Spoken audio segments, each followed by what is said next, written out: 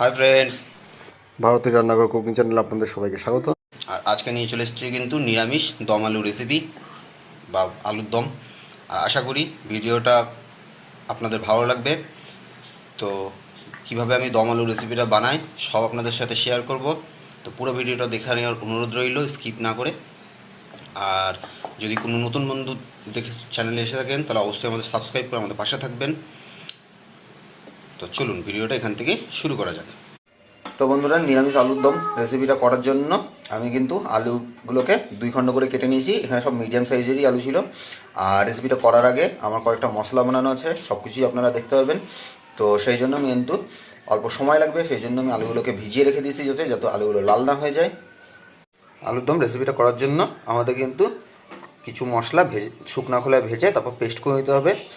আর তার জন্য আমি নিয়ে নিয়েছি 2টা লবঙ্গ, একটা দারচিনি, 3টা এলাচ, কয়েকটা গোলমরিচের গুঁড়া আর 1 চামচ ধনের গুঁড়া, গোটা ধনে। এখন এগুলোকে আমি শুকনো খোলায় ভেজে নিয়ে তারপর এটা একটা ড্রাই পেস্ট করব। তো শুকনো খোলায় মশলাগুলো ভেজে নেওয়ার জন্য আমি কিন্তু এখানে একটা ননস্টিকের কড়াই বসিয়ে দিয়েছি।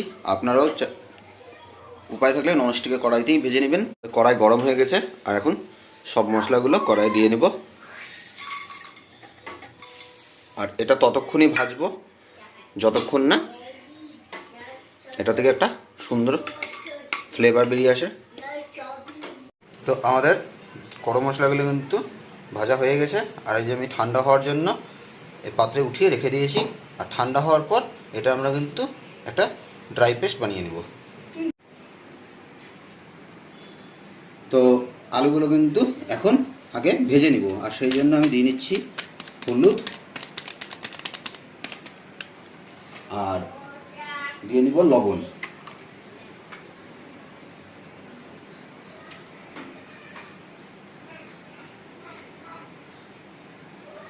আর এখন এ দুটো আলুর সাথে ভালো করে মেখে নিব।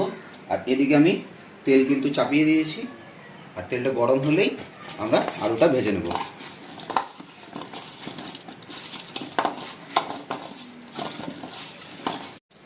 তো তেল গরম হয়েছে বন্ধুরা, আর এখন আলুগুলো দিয়ে দেবো।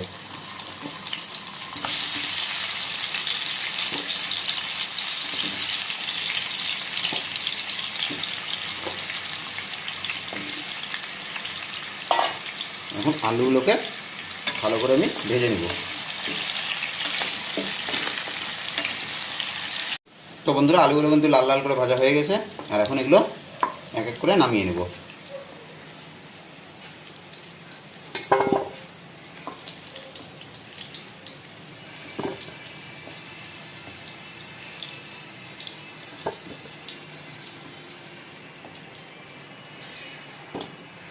আর এখন গ্রেভিটা বানানোর জন্য প্রথমে ফোড়ন দিব। আর ফোড়নে দিয়ে নিচ্ছি তেজপাতা একটা, আর দিব 2টা শুকনো লঙ্কা, আর দিব 1 চা চামচ গোটা জিরে।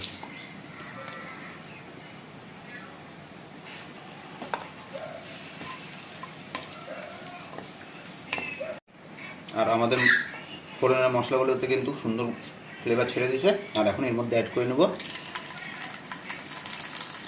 2টা ছোটো চামচে 2 চামচ আদা বাটা। এখন এতে অ্যাড করে দিচ্ছি আমরা একটা মিডিয়াম সাইজের টমেটো।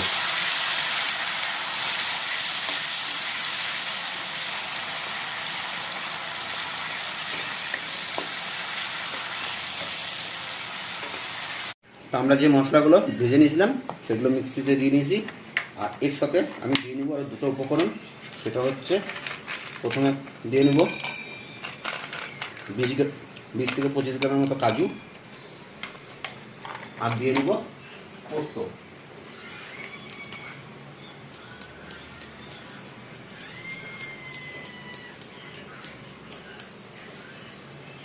এখন এটা প্রথমে ড্রাই পেস্ট করে নেব, তারপর এগুলো জল দিয়ে আবার ভালো করে মিহি পেস্ট করে নেব। তো আমাদের টমেটো থেকে কিন্তু কাঁচা গন্ধটা চলে গেছে, আর আমি ভালো করে কুক করে নিয়েছি। আর এখন যে পেস্টটা বানালাম সেই পেস্টটা এর মধ্যে আমি অ্যাড করে দেবো।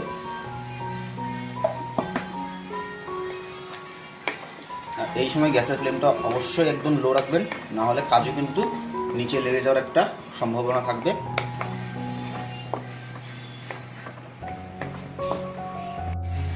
এখন দেখুন গ্রেভিটা থেকে কি সুন্দর তেল ছেড়ে বেরিয়ে এসছে।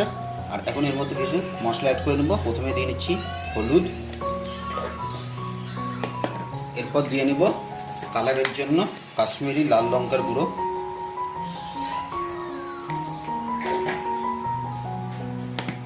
এরপর দিয়ে নিচ্ছি ধনে গুঁড়ো,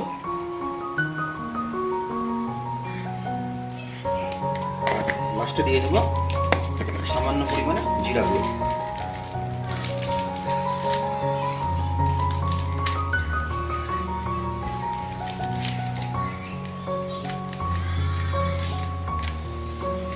এখন মশলাগুলো ভালো করে এই গ্রেভিটার সাথে কষিয়ে নেব।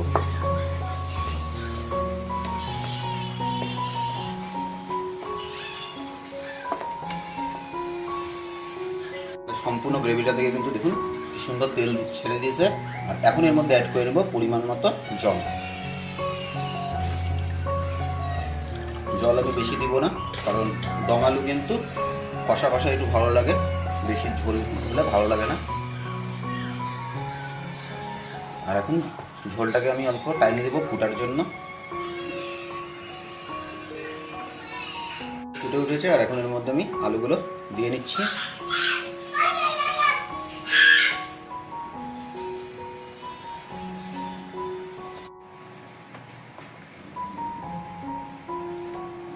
তার সাথে আমি দিয়ে নিব স্বাদ মতো লবণ।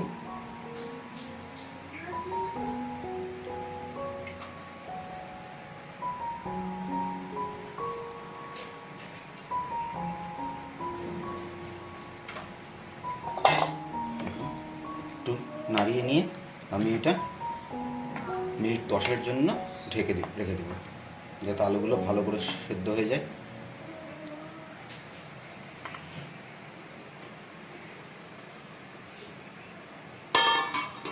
আর এই সময় অবশ্যই গ্যাসের ফ্লেমটা কিন্তু মিডিয়ামে রাখবেন। তো বন্ধুরা, মাঝে মাঝে কিন্তু এসে একটু নেড়ে দিবেন।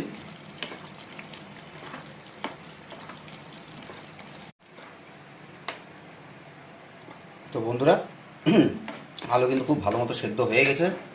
আর এখন এর মধ্যে আমি দিয়ে নেব গুঁড়ো গরম মশলা।